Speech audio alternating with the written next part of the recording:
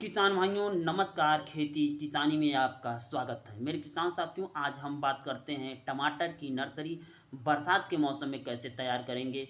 जो अर्ली टमाटर हम लगाते हैं, जो बरसात के समय में टमाटर लगाते हैं, उसकी नर्सरी हम कैसे तैयार करेंगे और नर्सरी तैयार करने की कितनी विधि होती है, कौन सी विधि सबसे अच्छी होती है, मैं संपूर्ण जानकारी आज देने वाला हूँ। मेरे किसान साथियों, दो विधियों से हम टमाटर की नर्सरी तैयार कर सकते हैं। पहली विधि जो होती है प्रो ट्रे होती है। प्रो ट्रे में अगर टमाटर की नर्सरी आप तैयार कर रहे हैं तो वो नर्सरी बहुत ही बेटर, बहुत ही बढ़िया होने वाली है।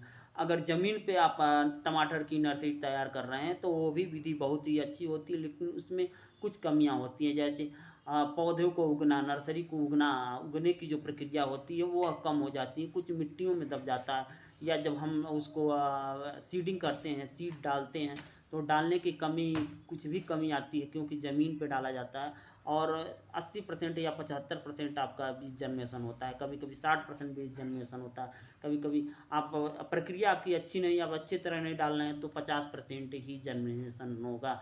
कभी कभी तो नर्सरी ही समाप्त हो जाती है, कई प्रकार के रोग आ जाते हैं, बारिश हो जाती है तो पानी भर जाते हैं, कई प्रकार की समस्याएं होती हैं। लेकिन इन समस्याओं से आप लड़ के भी जितने भी नर्सरी है, जितने भी प्रकार के तरीके हैं, सभी तरीकों में आप नर्सरी को तैयार कर सकते हैं। मेरे किसान साथियों, हम बात कर लेते हैं ज़मीन पे जब तैयार करना है। तो ज़मीन पे आपको नर्सरी तैयार करना है तो आप ऊंची क्यारियाँ बनाएं। बरसात का समय अगर थोड़ा सा ऊंची क्यारियाँ बनाएंगे और पानी निकलने की जो ढाल होता है, वो इस बात का ध्यान रखें कि पानी बरसात का तुरंत निकल जाए।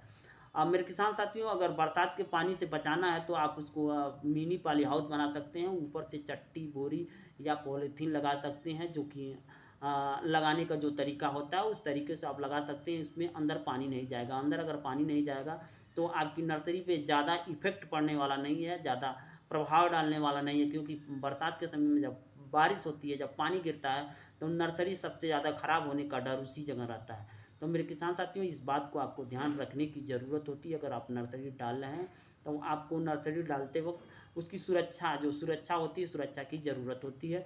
पानी की सुरक्षा कर लेनी चाहिए, उसकी व्यवस्था कर लेनी चाहिए। अगर पानी इधर उधर से आने वाला हो तो उसके पानी निकास की भी व्यवस्था कर लेनी चाहिए। बात कर लेते हैं मेरे किसान साथियों मिट्टी की तैयारी की। मिट्टी की तैयारी मेरे किसान साथियों, अगर आप अच्छी तरह कर रहे हैं तो किसी प्रकार का रोग, किसी प्रकार का फंगस और किसी प्रकार का बीमारी आने का कम ही चांस रहता है। मेरे किसान साथियों, बात करते हैं मिट्टी की तैयारी में, तो हम गोबर की सड़ी हुई खाद जरूर डाल लेते हैं। गोबर की सड़ी हुई खाद डालने से फ़ायदा ये होने वाला है कि अगर गोबर की सड़ी हुई खाद आप डालते हैं तो आपकी उर्वरा शक्ति वो बढ़ जाती है। उर्वरा शक्ति बढ़ने के कारण आपके नर्सरी में किसी भी प्रकार का रोग आने की संभावना बहुत कम होती है। मेरे किसान साथियों, सड़ी हुई गोबर के साथ साथ आप कीटनाशक डाल सकते हैं, रासायनिक कीटनाशक भी डाल सकते हैं और जैविक कीटनाशक भी डाल सकते हैं। जैविक कीटनाशक में जैसे नीम की खली डाल सकते हैं, और भी मार्केट में कई प्रकार के जैविक कीटनाशक उपलब्ध हैं जो मिट्टी में डाल सकते हैं। साथ साथ मिट्टी में आप फंगिसाइड भी डाल सकते हैं। मेरे किसान साथियों, फंगिसाइड के साथ साथ आप थोड़ी मात्रा में डीएपी का भी उपयोग कर सकते हैं। मेरे किसान साथियों, अगर इन चीज़ों का उपयोग आप कर रहे हैं तो आपकी नर्सरी बहुत ही अच्छी होने वाली है। अब बात कर लेते हैं नर्सरी डालने का तरीका। मेरे किसान साथियों, नर्सरी डालने का कई तरीका है। एक तरीका तो ये है, आप वैसे छींट कर पैर को डाल सकते हैं। दूसरा तरीका है लाइनों से लाइनों के बीच की बना कर डाल सकते हैं। तो लाइनों से लाइनों की अगर दूरी बना रहे हैं तो लाइन की दूरी कम से कम 5 से 6 इंच होनी चाहिए, और पौधे से पौधे की दूरी कम से कम 2 से ढाई इंच होनी चाहिए। इस प्रकार आप ज़मीन पर नर्सरी डालें तो आपकी नर्सरी के लिए बहुत ही बेहतर है। छींट के डाल रहे हैं तो थोड़ी सी दूरी अधिक रहे, ऐसा इस बात का ध्यान रखें कि दूरी, अगर पौधे से पौधों के बीच की दूरी अधिक हो रहेगी, ज़मीन अधिक लेंगे, आपकी नर्सरी मोटी और तगड़ी होगी, और जो कि नर्सरी बहुत ही बढ़िया होगी। मेरे किसान साथियों, इस प्रकार आप ज़मीन पे जो नर्सरी तैयार होता है उसको तैयार कर सकते हैं। मेरे किसान साथियों, एक हफ्ते के अंदर एक बार फंगीसाइड का स्प्रे जरूर कर दें, या पानी के साथ फंगीसाइड जरूर चला दें, क्योंकि जब नर्सरी छोटा रहता है तो ज़्यादा से ज़्यादा फंगस आने का डर रहता है। मेरे किसान साथियों, अगर फंगस ज़मीन में फंगीसाइड डाले हैं तो कम से कम एक हफ्ते बाद आप फंगीसाइड दें। अगर फंगीसाइड नहीं डाले हैं तो कम से कम जैसे ही नर्सरी आपको निकल रही है वैसे ही फंगीसाइड आपको डालना पड़ेगा। फंगीसाइड डालने के बाद मेरे किसान साथियों, आपको करना क्या है कि समय समय पे सिंचाई करते रहें, सिंचाई का ध्यान रखें। और मेरे किसान साथियों, उसमें कुछ भी डालने की ज़रूरत नहीं होती है। फिर 2 से 3 हफ्ते बाद एक बार फिर फंगीसाइड डाल दें। आपकी जो फसल है, आपकी जो नर्सरी है, बहुत ही अच्छी तैयार होगी, और आप अच्छी तरह से अपने नर्सरी को खेत में ट्रांसप्लांट कर सकते हैं। मेरे किसान साथियों, अब हम बात कर लेते हैं प्रो ट्रे में। प्रो ट्रे में नर्सरी कैसे तैयार करेंगे, प्रो ट्रे में नर्सरी तैयार करने की क्या विधि है। तो प्रो ट्रे में नर्सरी तैयार करने की जो विधि है, वो सबसे अच्छी विधि की हम बात कर रहे हैं कि आप सड़ी हुई गोबर की खाद, वर्मी कंपोस्ट, वर्मी कंपोस्ट के अलावा आप डीएपी के अलावा फंगीसाइड के अलावा आप कई प्रकार की जो जैविक खादें आती हैं, जैविक खादों का भी उपयोग कर सकते हैं। इस बात का ध्यान रखें, आप चाहें तो कोकोपीट में भी उपयोग कर सकते हैं। कोकोपीट का उपयोग कर रहे हैं तो भी बहुत बढ़िया है। अगर कोकोपीट का उपयोग नहीं कर रहे हैं तो साधारण मिट्टी का भी उपयोग कर सकते हैं आप प्रोट्रे में नर्सरी तैयार करने के लिए।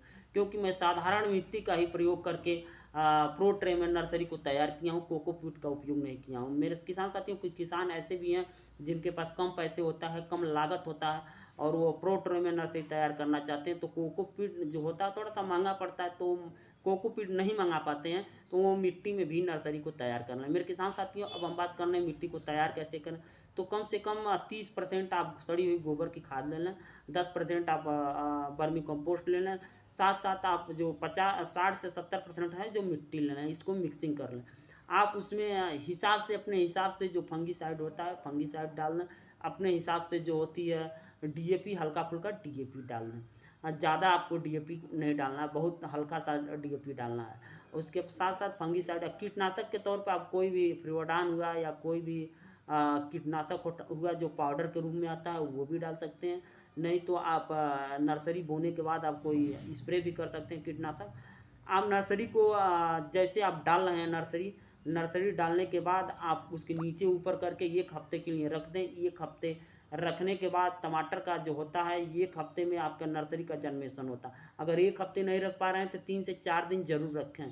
टमाटर के लिए मैं बात कर रहा हूँ, अदर फसल के लिए, अदर फसल को कौन सी फसल के लिए कितने दिन रखा जाता है, उसको मैं लेटेस्ट वीडियो बनाऊंगा और मैं बताऊंगा कि इसको आप कितने दिन रख सकते हैं, कौन सी सब्जियों के लिए, कौन से पौधे तैयार करने के लिए। तो हम टमाटर के लिए स्पेशली बात कर रहे हैं, तो टमाटर के लिए आप 1 हफ्ता भी रख सकते हैं, क्योंकि टमाटर का जर्मिनेशन थोड़ा लंबा समय के बाद होता है। ऐसे आप 3 से 4 दिन बाद जरूर चेक कर लें क्या वो अंकुरित हो रहा है। जैसे ही अंकुरित होने लगेगा, वैसे आप उसको फैला दें।